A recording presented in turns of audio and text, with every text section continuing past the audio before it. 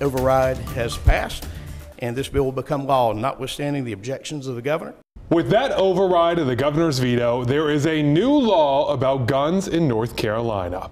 The changes break down to 3 different categories. Yes, so we're going to look at how you buy guns, where you can buy guns, and then how do you store those guns? Let's start with the biggest change from the law, getting rid of the permit process for buying a handgun. The permit process has been in place for about 100 years. So to find out what that means if you go to buy a gun today, I sat down with Rockingham County Sheriff Sam Page. You want to purchase a handgun, you would no longer have to come to the sheriff to fill out the paperwork and apply for a purchase permit. So what steps would I have to do? If you wanted to purchase a handgun from a federal licensed dealer, a firearms dealer, then what would happen is you would go to a firearms dealer and you'd say you'd like to purchase a handgun, and then they would do a NICS check, National Instant check through the FBI. Then they would do that check on you. And if you pass the check, then they could make the sales. What if I want to buy it from my neighbor? Then again, if your neighbor wanted to do a transfer and you're not a prohibited person and that person knows you're not a prohibited person, then that neighbor could sell directly to you a handgun. Without any kind of background check? Under the current law. Yes, sir, as of today. How do they tell whether or not I'm a prohibited person without a background check? That would be the responsibility of the seller. You should know who you're selling to. Yes, sir. What happens if a private dealer sells a gun to a prohibited person? Then it would be in violation of federal law and state law. And they could face what kind of penalties for that? Well, it'll be a felony. Well, thanks so much. I appreciate your time, sir. Thank you. Governor Roy Cooper originally vetoed this bill because he felt the changes to the process would create a loophole where some dangerous people could get guns. Here he is at a stop in Greensboro earlier this month explaining his view.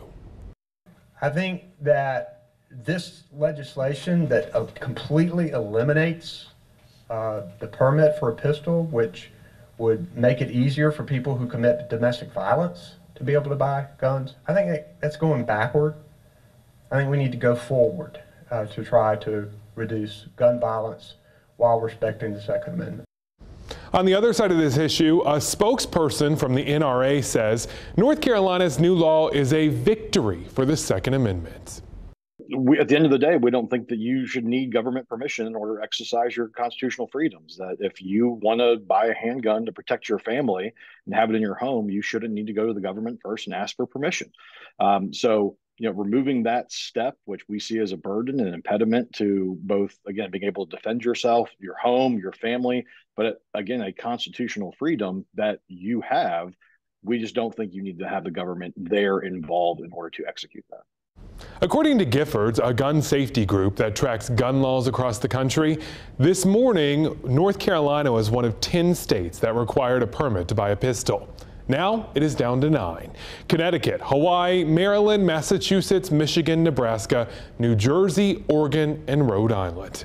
The organization also says polling shows 68% of gun owners support a law requiring a person to obtain a license from local law enforcement before buying a gun. Important to note here, that is across the entire country, not just North Carolina. Now, while that part of the law goes into effect immediately, there are other changes that we're going to see in the next coming months. For instance, beginning in July, non-sworn law enforcement employees will now be allowed to carry concealed weapons in law enforcement buildings. But that's only if they have the law enforcement head's permission. Now, that would be someone like the sheriff or the chief of police. Then in December, people will be able to carry guns at churches that share property with a school building, but they can carry only outside of the school hours and when the school is not being used for any non-religious extracurricular activities for minors. A reminder here, a concealed handgun still cannot be carried in any state or federal building, like a courthouse, for example, or on school grounds during those school hours, in areas of assembly like a parade, a funeral, or a demonstration. Also, you cannot carry your gun into a business that has posted signs banning concealed weapons, or by someone under the influence of alcohol or a controlled substance that is not prescribed to them by a doctor. Also, in areas where concealed handguns are prohibited by federal law. The last section of the new law is all about the gun safety. Now, it requires the State Department of Public Safety to work with the Department of Health and Human Services and the Wildlife Resource Commission to launch a 2-year safe gun storage initiative. That entails the creation of a website and a toolkit of information for local communities to use to launch storage initiatives at local levels. So the departments are not allowed to use the initiative to advocate for new gun laws, changing that Senate Bill 41. The new law became official after North Carolina's House overrode the governor's veto in a vote of 71 to 46. Now, if you add these two numbers up, you don't get 120, which is the total number of members in the House. You get 117, meaning 3 people missed the vote, all of them Democrats. That allowed Republicans to have the 2/3 needed to overturn the governor's veto. One of those missing Democrats was Cecil Brockman from High Point. I reached out for comment about why he wasn't there, but haven't been able to connect with his office yet. Republican lawmakers said they gave plenty of notice that a veto override vote was going to happen. Our rules would have allowed this body to take up this veto yesterday when it was sent over from the Senate. But the Speaker did not do that. Instead, the Speaker gave this body notice yesterday while we were still in session that we would do the veto override this morning. Political scientists say after the last election, Republicans gained several key seats in the General Assembly, and that this may be the first of several times they override the governor's veto this session.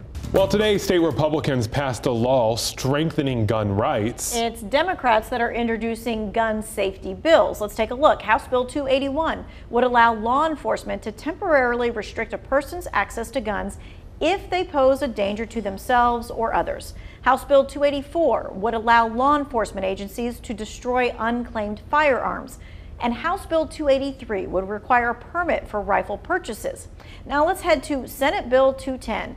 That would require a permit to purchase any assault weapon. All 4 bills currently stuck in their respective Rules and Operations committees, meaning they aren't likely to get a vote anytime soon. All right, so that means too many guns in that thing, not enough storage, and that's the problem that a lot of local law enforcement agencies are facing. Greensboro's police vault can store up to 3,000 guns. The department told us it's currently holding 11,000. WFMY News 2's Sydney Moore went to the station to learn more about the growing problem. The number of seizures has increased significantly. Greensboro police officers work day in and day out, confiscating guns that are either illegal or used in a crime. Some of the guns, we're still retaining because they may be needed for court and things like that.